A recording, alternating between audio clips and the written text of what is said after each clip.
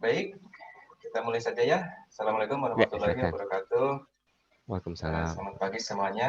Saya Asep Saifullah dari program Dokter Kemitraan ya. Hari ini kita akan membahas terkait dengan satu program untuk S3 yang ada di Prodi Magister dan Doktor Teknik Biologi.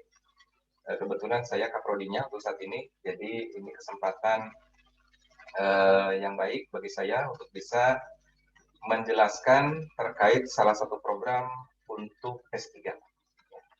Sebenarnya saat ini di Teknik Geologi ini program kerjasama ini tidak hanya untuk S3, kita pun ada untuk S2 juga ya. Ada S2 program kerjasama, juga program Magister by Research gitu ya. Nah untuk S3-nya ini programnya adalah program Doktor Kemitraan. Ya. Saya lanjutkan. Nah ini sekilas saja mengenai kampus, karena di program-program kemitraan ini pada dasarnya kita ingin memfasilitasi teman-teman yang sedang bekerja di industri gitu ya, ataupun di instansi di mana ingin melanjutkan kuliah baik S2 atau S3 gitu ya, tanpa harus meninggalkan waktu bekerjanya gitu ya. Jadi tidak perlu cuti gitu ya untuk mengikuti kuliah. Nah, sehingga di sini minimal ada gitu ya, ada waktu walaupun mungkin tidak seintens yang reguler gitu ya, ada waktu untuk ke kampus nanti itu. Ya, jadi jangan sampai nanti mahasiswa ITB tidak tahu kampusnya. Ya. Nah ini ya, kalau teman-teman dari S1 S2-nya dari ITB sih saya kira udah paham semua ya. Kalau teknik geologi itu ini ada di gedung Labtek 4B di ITB Ganesha. Ya, untuk saat ini geologi baru di ITB Ganesha yang ada, baru rencana gitu ya, akan ada di luar dari ITB Ganesha yang baru sedang perencanaan. Nah ini topik yang akan kita bahas terkait dengan program Doktor Kemitraan atau kita menyebutnya sebagai PDK Teknik Geologi. Kita akan membahas mengenai penyelenggaraan programnya seperti apa gitu ya. Dan program ini memiliki basis kerjasama. Jadi basisnya itu adalah kerjasama antara Prodi Teknik Geologi dan institusi mitra. Nah, jadi di sini semuanya nanti tertuang dalam bentuk kerjasama. Sasaran dari program Dokter Kemitraan ini yang paling utama adalah mengembangkan sumber daya manusia berbasis riset bidang geologi bagi peneliti atau staf institusi mitra. Jadi tujuannya untuk mengembangkan SDM di institusi mitra, pada dasarnya seperti itu. Sasarannya ya, maaf. Sedangkan tujuannya itu yang pertama meningkatkan link and match antara universitas, industri maupun pemerintahan. Jadi di sini bagaimana kita bisa membuat satu kesatuan begitu ya, kesatuan penelitian terutama. Penelitian yang diarahkan sesuai dengan kebutuhan yang ada di industri. Ya. Yang kedua, meningkatkan kompetensi eksekutif, profesional dan entrepreneurial di institusi mitra. Nah, jadi di sini yang kedua ini bagaimana program ini bisa meningkatkan kompetensi terutama ya, kemampuan dari profesional yang ada di instansi mitra. Tujuan yang ketiga ini mendorong sinergi luaran, ya luaran baik berupa hak paten, hak atas kekayaan intelektual, begitu ya, ataupun publikasi di jurnal internasional. Nah, jadi di sini sinergi antara kampus dan institusi mitra ini terkait dengan luarannya ini, gitu ya, baik itu nanti ada paten ataupun haki ataupun jurnal internasional. Yang keempat tujuannya adalah meningkatkan efisiensi dan efektivitas dan daya saing terutama, ya daya saing institusi mitra. Jadi kalau mitra memiliki kapasitas sumber daya yang memiliki pendidikan yang tinggi, gitu ya, tentu saja efektivitas dan daya saing institusi mitra itu juga gitu ya, bisa meningkat. Nah, itu adalah sasaran tujuan dari program ini. Nah, keunikan dari program ini, program dokter kemitraan ini, yang pertama adalah fokus risetnya itu berbasis pada isu dan tantangan. Jadi, fokus riset ini terkait dengan isu dan tantangan ataupun permasalahan yang ada di institusi mitra. Nah, sehingga di sini topik-topik yang diangkat itu sebenarnya harapannya adalah topik-topik yang memang sedang dihadapi oleh mitra, begitu ya, mitra industri terutama ya. Jadi kalau misalnya di industri ada topik apa atau ada punya data apa, begitu ya, nah itulah yang digunakan.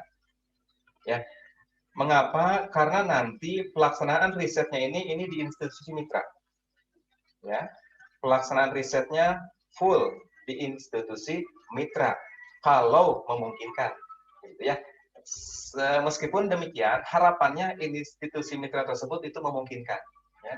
Sehingga nanti peserta yang akan mengambil program ini itu diusahakan untuk memiliki data terutama, gitu ya, memiliki data topik yang memang sedang digeluti, begitu ya, di pekerjaannya saat ini. Sehingga seolah-olah sambil bekerja ya sedang mengerjakan riset, begitu ya, riset di kampus, begitu harapannya.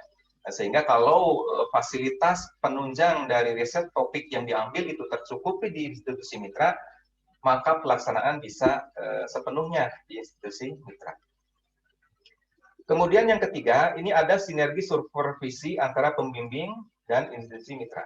Jadi di sini sangat direkomendasikan nanti ada satu co-promotor begitu dari institusi mitra. Jadi nanti promotor itu dari kampus satu begitu ya, dari institusi mitra juga satu ya. Atau nanti dari kampus dua. Ya, biasanya tim promotor itu ada 3. Ada promotor, ada 2 co-promotor umumnya. Nah, satu co-promotor itu diharapkan dari institusi mitra yang sama-sama mensupervisi, gitu ya, yang sama-sama memonitor perkembangan dari peserta PDK tersebut. Nah, kemudian keunikan yang ketiga, ini pendayagunaan fasilitas institusi mitra untuk menghasilkan karya riset yang berkualitas tinggi. Nah, jadi fasilitas di institusi mitra pun ini diupayakan atau dimaksimalkan untuk bisa digunakan ya, untuk penelitian. Nah, kemudian keunikan lainnya ini diharapkan di sini ada riset yang berkelanjutan. Jadi meskipun nanti peserta PDK sudah lulus, misalnya begitu ya, itu diharapkan nanti akan terus, begitu ya, riset bisa terus berjalan, ada koneksi terus, begitu ya, dengan kampus. Nah, jadi harapannya program kerjasama ini terus berlanjut, nah, meskipun nanti sudah lulus, gitu ya, di program ini. Nah, ini merupakan keunikan program PDK ini dibandingkan dengan program yang reguler. Saya lanjutkan.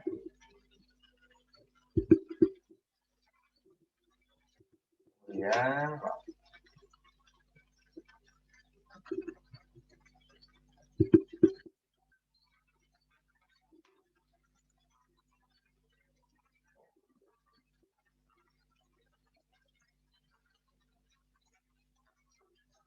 nah, kemudian ini kurikulumnya, ya, kurikulum dari PDK ini.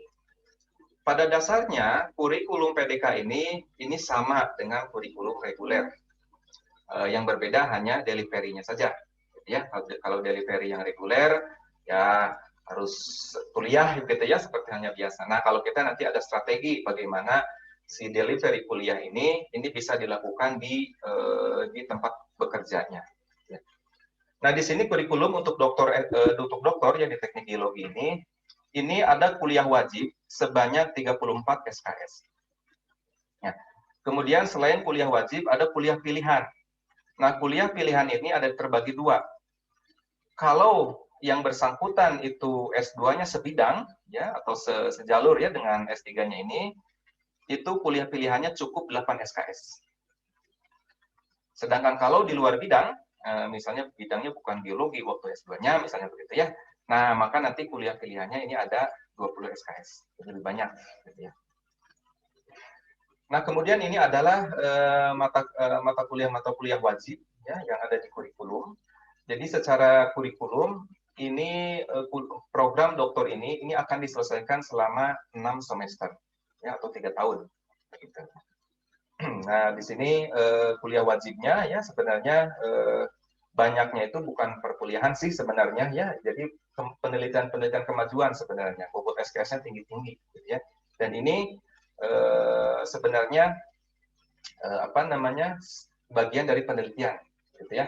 Kuliah yang istilahnya itu yang terstruktur, begitu ya. Mungkin hanya ini saja, ya. Ada metodologi penelitian, filsafat ilmu kebumian, ya. Sisanya sih sudah berupa bagian dari penelitian.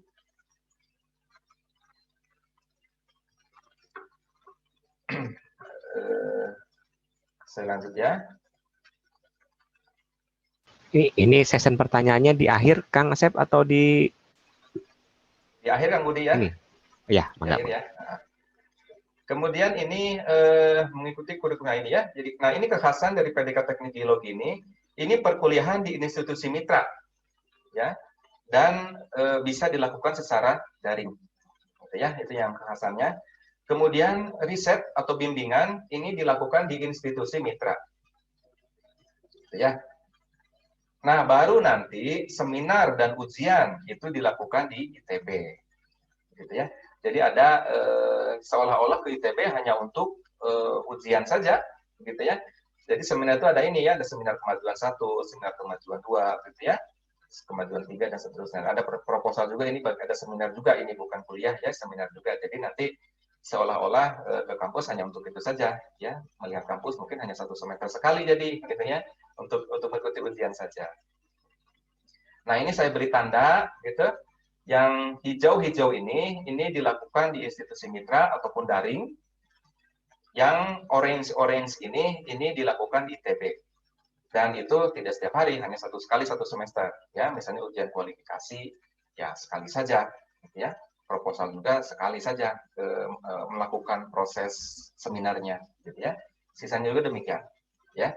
Nah, mungkin hanya di semester terakhir nanti 2 kali di sini. Ya. Jadi kalau misalnya penelitian seminarnya di semester ke-6, semester ke-4-nya ini ya, maka ini akan berbarengan dengan ujian tertutupnya. Ini bisa 2 kali nanti ke kampus. Atau kalau misalnya penelitian seminar kemajuannya bisa diambil di semester 5, begitu ya, itu bisa saja kalau SKS yang mencukupi. Ya. Jadi nanti di semester 6 bisa sekali, hanya ujian tertutup saja. Nah, ini mata kuliah pilihan, ya. Nah, mata kuliah pilihan semuanya bisa dilakukan di institusi mitra atau daring, ya. Dan di sini sebenarnya kita usahakan untuk bisa daring, ya. Nah, nanti mekanisme itu semua, gitu ya, itu nanti dituangkan dalam bentuk kerjasamanya. Ya, jadi sebelum kita masuk ke program itu dibuat dulu kerjasamanya. Salah satunya terkait dengan delivery kuliah ini. Ya. Saya lanjutkan. Nah, kemudian ini persyaratannya, persyaratan calon peserta dokter kemitraan. Pertama, peserta menyelesaikan program S2-nya terlebih dahulu, ya. Kemudian IP magister minimal 3, ya. Apabila IP calon peserta kurang dari 3, maka perlu ada rekomendasi dari calon ketua pembimbing berdasarkan portofolio dan dari calon peserta. Jadi misalnya kalau calon peserta IP S2-nya itu kurang dari 3, ada yang kurang dari 3, begitu ya. Maka bisa saja masuk, tapi setelah dapat rekomendasi dari calon promotor berarti ya, kalau S3. Tim pembimbing ini di sini maksudnya berarti calon promotor. Kemudian ada TOEFL, ya, minimal 475, TPA juga 475. Bahasa TOEFL yang melebihi nilai persyaratan berat. Nah, ini kalau di teknik geologi ini tidak ada persyaratan khusus. Kalau di teknik geologi itu TOEFL dan TPA-nya sama, yaitu 475. Kemudian persyaratan program doktor ini, nah jadi nanti beberapa poin yang perlu disiapkan oleh calon peserta itu adalah pertama rekomendasi dari calon promotor. Jadi memang sebelum masuk ke program itu nanti harus punya perkiraan siapa yang akan menjadi promotor. Nah nanti kami dari Prodi bisa membantu lah ya, dari Prodi bisa membantu. Kalau misalnya peserta tersebut belum tahu ya kira-kira siapa yang akan menjadi promotor. Nah, jadi nanti Prodi bisa memberi gambaran ya kira-kira risetnya apa, sampaikan ke kami, nanti kami bisa membantu mengarahkan kira-kira ke siapa promotornya. Kemudian ada portofolio, peserta juga menyiapkan portofolio. Portofolio di sini menyangkut pengalaman penelitian, gitu ya, pelatihan-pelatihan, pengalaman kerja, begitu. Kemudian daftar publikasi yang dilengkapi dengan reputasi jurnal kalau ada, ya. Kemudian apabila ada luaran misalnya sudah punya hak paten ya atau punya haki, itu pun kalau ada ya bisa dicantumkan juga untuk memperkaya portofolio calon peserta. Kemudian draft awal proposal penelitian disusun oleh kandidat. Jadi semua calon nanti menyiapkan draft proposal. Ya. Jadi draft proposal ini nanti akan dikirim ke kami ya, ke prodi ataupun nanti ke calon promotor untuk bisa mendapatkan surat rekomendasi. Kemudian ini yang krusial lainnya untuk program dokter kemitraan ini adalah persyaratan institusi mitra. Jadi institusi mitra tersebut memiliki orientasi dan potensi riset dan atau pengembangan. Nah, jadi di institusi mitra tersebut memiliki misi-misi atau visi ya untuk melakukan pengembangan, ya, pengembangan melalui penelitian. Kemudian memiliki fasilitas yang memadai untuk mendukung penelitian dan pengembangan. Ya, nah ini kalau misalnya semua fasilitas terlengkapi, terpenuhi, nah itu bagus sekali, gitu ya, itu sangat support. Tapi ini sangat istilahnya ini bisa kalau misalnya ternyata riset yang diambil itu ada beberapa part harus dilakukan di kampus, ya bisa saja ya silakan bisa menggunakan lab-lab yang ada di kami pun bisa. Kalau memang tidak ada di tempat kerja. Kemudian syarat yang ketiganya ini institusi di mitra dapat menyediakan tenaga ahli atau peneliti ahli begitu ya yang bisa menjadi co-promotor.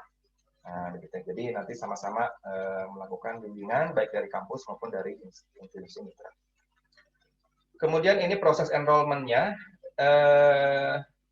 Ini tahapan-tahapan sebelum mahasiswa tersebut masuk begitu ya ke proses perkuliahan. Jadi yang pertama nanti kita siapkan terlebih dahulu MOA-nya atau agreement-nya atau perjanjian kerjasama begitu ya. Jadi di perjanjian kerjasama ini tercantum nanti mengenai kurikulumnya seperti apa, gitu ya, mata kuliah apa saja yang diambil, ya, karena kan mata kuliah pilihan terutama, ya, mata kuliah pilihan apa saja yang akan diambil, kemudian metode delivery kuliahnya seperti apa, gitu ya. Jadi di kami itu ada 3 metode delivery kuliah, satu secara sinkronos, ya, daring, ya, sinkronos artinya waktu sama antara yang pemberi materi dan peserta, gitu ya. Ada lagi asinkronos. Jadi asinkronus itu waktunya tidak sama. Jadi pemateri ngasih materi, kemudian disimpan di satu media, gitu ya. Peserta bisa melihatnya kapanpun materi tersebut. Ya.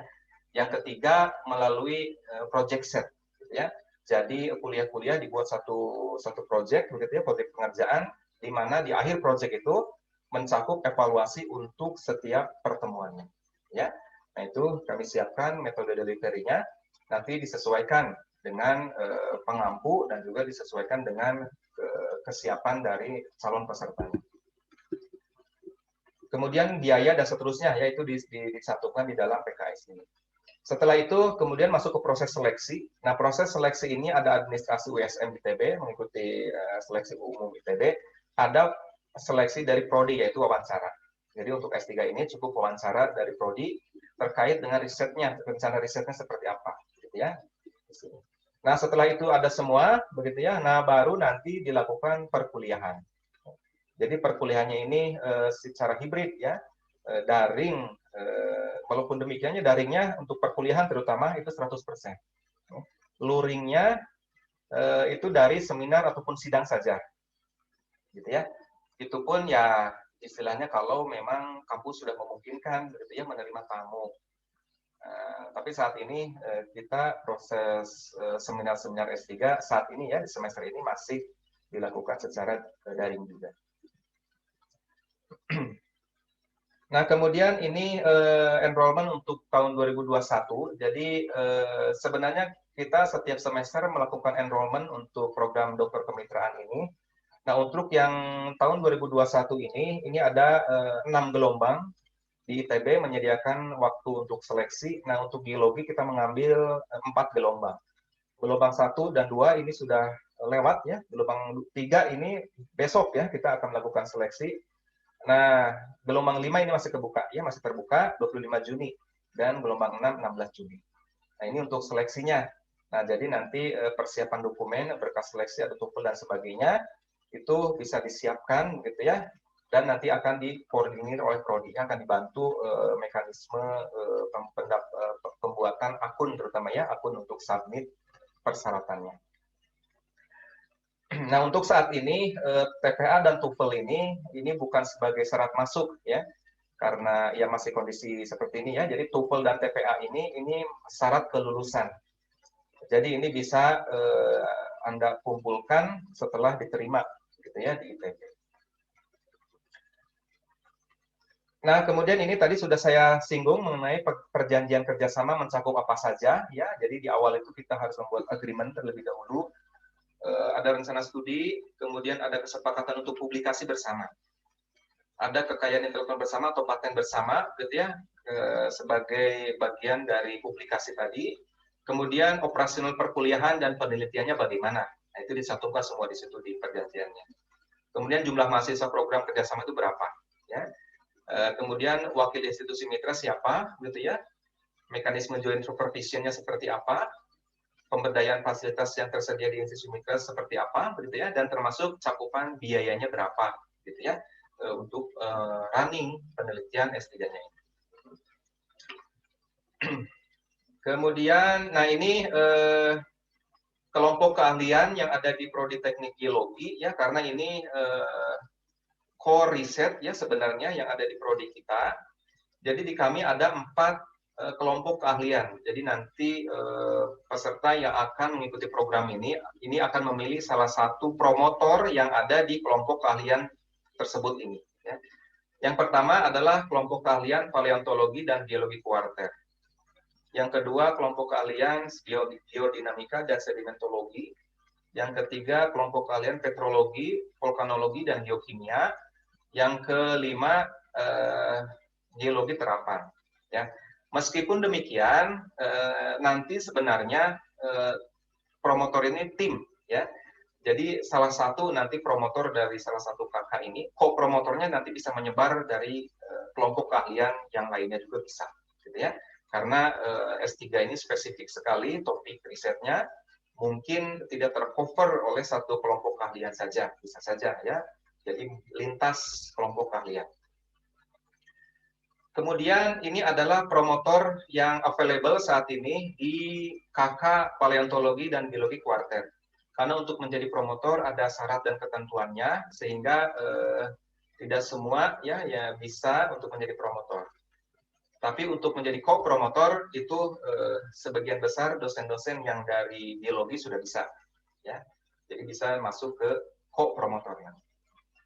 Di KK Paleontologi dan Geologi Kuarter ada Pak Profesor Robianto Kapid, ada Pak Ian Rizal, ada Pak Aswan. Kemudian dari KK Petrologi dan Vulkanologi dan Geokimia ada Profesor Edi Aryono Subroto, dan ada saya sendiri. Kemudian dari KK Geodinamika dan Sedimentologi ada Profesor Benyamin Sapii dan ada Pak Darji. Kemudian dari KK Geologi Terapan, promotor yang tersedia saat ini ada Profesor Lambo Putasoid, Profesor Denny Juanda, sudah di meja, Pak Prihadi Sumintadirja, dan Pak Agus Muhammad Ramdan. Jadi ada 4 orang calon promotor yang tersedia di KK Geologi Terapan. Nah, itu barangkali sekilas mengenai program doktor kemitraan yang ada di Prodi Teknik Geologi. Terima kasih.